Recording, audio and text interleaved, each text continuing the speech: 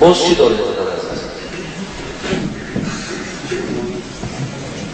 حضرت دامخوز مرحمت حضور میاد و میگه در حقی مشتاق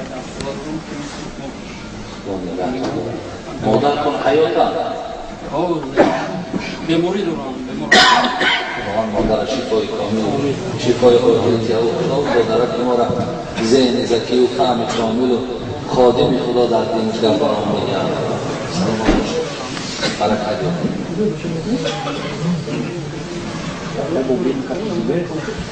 ساعت چند شد حضرت یک هوا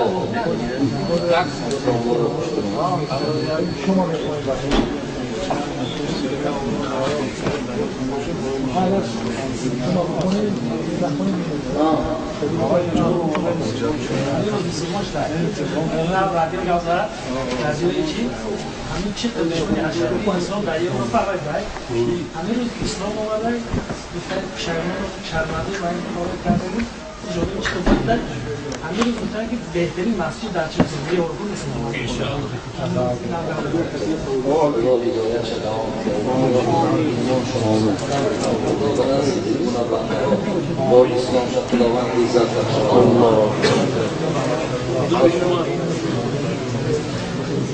اینجا در برادر عزیز من یک تصمیم دیگر گرفتم. اینجا در دو برادر من با حقوش که واقعی داشتم نامه‌هاشون را پرسیدم، نامه‌هاشون که موافق نبود خواستیم در بین شما نامه‌هاشون را مثلا تغییر دیم. یکی برادر عزیز ما جمعه بود خب که بسیار آدم خوب هستن خدا خوبش کنه خدا نیکش کنه یعنی یکی از برادرهای ما هستن یکی جنابه هم بدونیم نام این برادر میخواه است که کتابی نیست ولی یک خواهیش داشتن در یک نام اون نام ما در دیگر کس نامدیم من خواستم که نامی برادر جنابه یکی بسیار بچه خودش خیرخواه است خیرخواه و همه دوستدار است نامش احسان میدونم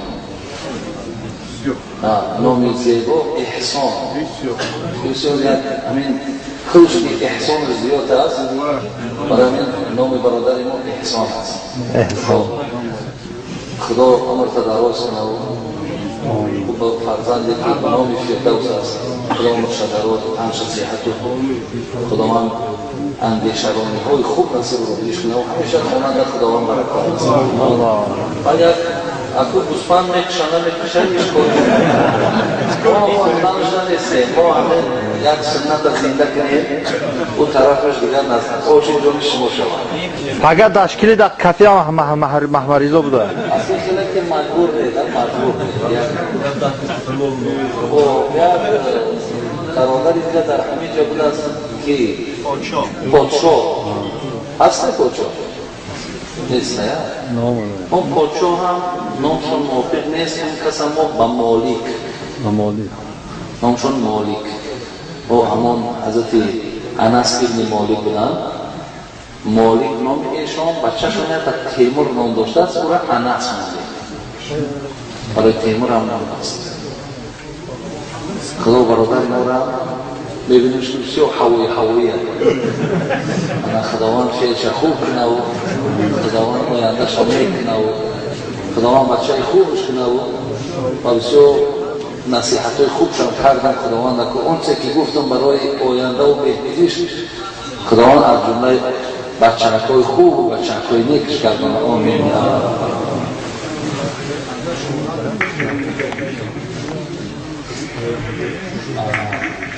اینجا در چیز دیگر امروز من برادر عزیز و گرامی از جانب برادرها فهمیدم در مسئله همین گوشت هایی که در اینجا میشده است مثلا بعضی هیله و نیرنگوی زیاد هم بده است خیلی زیاد نیرنگ و هیله هایی که در مثال ویران کردن همین گوییم که لطفه های ما و شما وقتی که سعد ابن ابی وقاص پیش پیامبر آمد گفت پیامبر گرامی اکن دعا کن که من مستجاب دعوه شدم یعنی دعا کن که من کی دعا کنم دعا خدا قبول کنه بعدا حضرت پیامبر چیش گفت سعد گفت حتی مکرمک گفتن خوراک حلال کن دعات قبول می شود. برای این بعضی چیزایی که من شنیدم اگه شرط نیست برای همه شما بیان کردن، شما با بیشتر نجاده میدانید. من بسیار هیله و نیرنگ و ایران من نمیدانم بسیار، ولی این قدر میدم که دادار عزیز که ولی تقوا کردن بسیار نیک است. اینجا من دیدم که یکم زلال خلال یکم مشکلاتی برای پیدا کردن گوشت حلال نبود است. حتی این بازار بگرم اونم جدا مگزین خلال نویساندگی هستند. این همه که دکانها و پیدا کردن گوشت مقصد آسان است. برای من دادار عزیز شما از همیناش استفاده کنید، از اوناش تقوا کنید. خب زیرا که آن چیزی که ما در کتاب خواندیم و در مثال فتواها دیدیم اون با گفت امروز برادرای ما تماما اینجا در حیله و نیرنگ و فرید چون دیگر برای ویران کردن گویم همون لقمه ما و شما از اون مگزین های حلال دادار عزیز استفاده کنید. خب تا که یکان ضرر در جسم و در وجود ما و شما نشود. خدا نگهدار. و همراه من در این سفر برادر عزیز دو تا برادر ما که عبدالسلام و عمر از مسکو آمدن خیلی اینا راهنمایی کردن. گفتم نه دیگر به هر حال گفتن که نمیشود، زیرا راهنمایی ما در مسکو برادرها در اونجا چون کار میکنن. و از تاجیکستان همراه ما دنبال احکام‌الدین یک جای آمدن. امام خطیب مسجد 65 شهر شنده هم بسیار برادر خوبی ما هستن، برادر نیکی ما هستن. خب در حقیقتشون دعا کنید که خداوند قدم‌های ایشان را حسن بسیار خیرخواه هم هستن، بسیار در حق شما هم دعاهای نیک هم میکنن. خداوند ایشان هم در حفظ احوالش نگهدار. الله اکبر. لا بکر و علیکم السلام. درست هم مهدی شما نمیشه بعد در حق این بچه که محمد اون را خدای مهربان دید فرزند شما را اولا همان غیرت و همان اخلاق حمیده‌ای که پیامبر گرامی رو خداوند نصیبش در ذهن شد زکی و هم شد کامل و خدا آینده حافظ قرآن و عمل کننده در قرآن شد. خب در حکم به فرزنده یک دعای دیگه در همه بله اون بنده هایی که امروز این نعمت فرزند محرومند و البته بسیار اشتیاق هم دارند، هوس هم دارند که در خاندان اونها مهمان شود، در خاندان اونها این نعمت فرزند به دنیا بیاد. خداوند به حرمت یهب لمن یشاء اناثا و یهب لمن یشاء ذکورا. خداوند با صاحب فرزندشان گردانه و فرزندکاشان خداوند حسن زیبا و اخلاق حمیده و دوستدار شریعت گردانه. آمین یا رب العالمین. یعنی کنجا با یکون معنی داره. بعد یک سوال دیگه برای این بچه‌هایی که با نماز میخونن در تلفنشون صورت‌های دخترای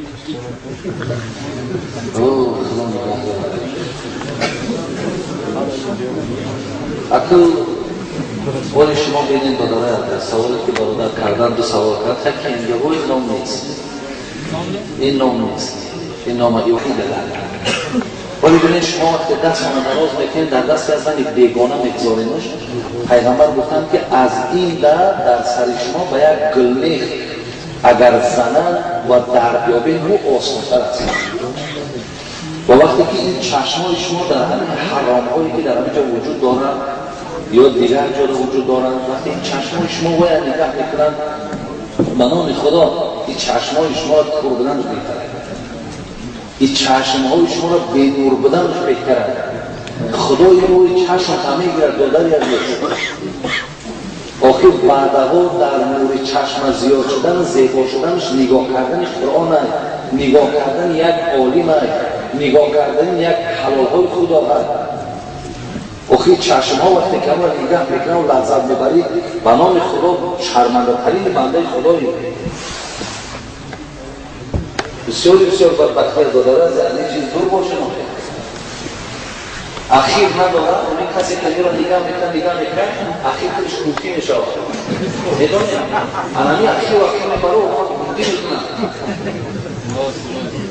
این چیزا ممکنه در بچه‌ها که میرن یعنی اسکریپتیز رو برای وقت داد اینا مایده خدا شما رو بودین چی میشه